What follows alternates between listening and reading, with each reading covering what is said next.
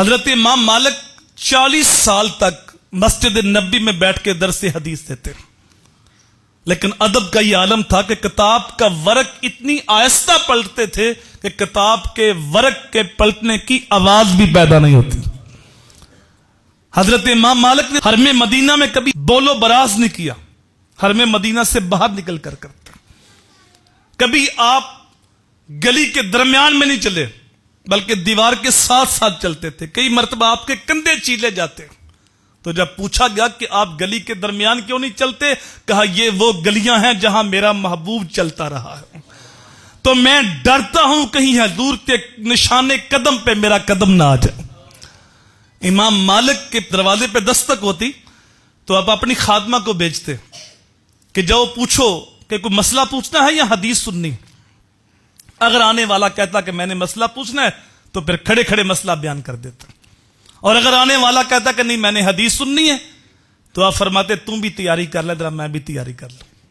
آپ غسل کرتے، نیا لباس پہنتے، سر پہ امامہ باندھتے، خوشبو لگاتے، تخت بچتا، پھر لبان سگایا جاتا، اور خوشبو کے ماحول کے اندر آپ رسول کریم کی حدیث بیان کرتے۔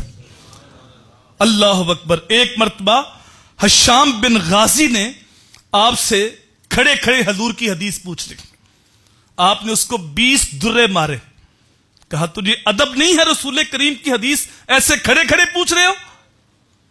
پھر اس کے بعد آپ نے عذرا شفقت اس کو اللہ کے رسول کی 20 حدیثیں بیان کی۔ حشام بن غازی کہتا ہے کاش امام مالک مجھے اور درے مارتے اور مجھے اور حدیثیں سناتے۔ یہ تو 20 درے مار کے 20 حدیثیں سنائی ہیں، کاش امام مالک مجھے 100 درہ مارتے اور رسول کریم کی 100 حدیثیں بیان کر دیتے۔ اللہ اکبر۔ ایک مرتبہ آپ حدیث بیان کر رہے تھے تو آپ کا رنگ متغیر ہو گیا۔ حضرت عبداللہ بن مبارک کہتے ہیں کہ آپ کا رنگ بار بار بدلتا تھا۔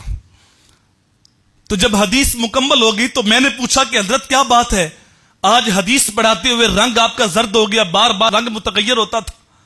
تو آپ نے کہا میں حدیث بیان کر رہا تھا تو مجھے ایک بچھو نے ڈنک مارنے شروع کر دیا، تو اس نے 16 ڈنک مارے ہیں۔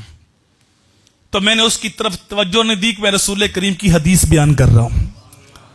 اللہ اکبر۔ یہ ادب کی رعایت کی محدثین تھے۔ امام بخاری کی جو حدیث پاک کی کتاب ہے بخاری شریف، آج بخاری کا لوگ نام تو لیتے ہیں، جو بھی حدیث کہتے ہیں بخاری سے دکھاؤ، لیکن امام بخاری کے ادب کا عالم کیا تھا؟ آپ جب حدیث لکھتے تو پہلے غسل کرتے، نیا لباس پہنتے، پھر 2 رکعت نفل پڑھتے، پھر اللہ کے رسول کی حدیث لکھتے۔ اگر ایک دن میں آپ نے 10 حدیثیں لکھی ہیں تو آپ نے 10 بار غسل کیا ہے، 10 بار لباس بدلا ہے، 10 بار 2 نفل ادا کیے ہیں، پھر 10 حدیثیں لکھی ہیں۔ یہ حدیث پاک کا ادب کیا امام بخاری نے۔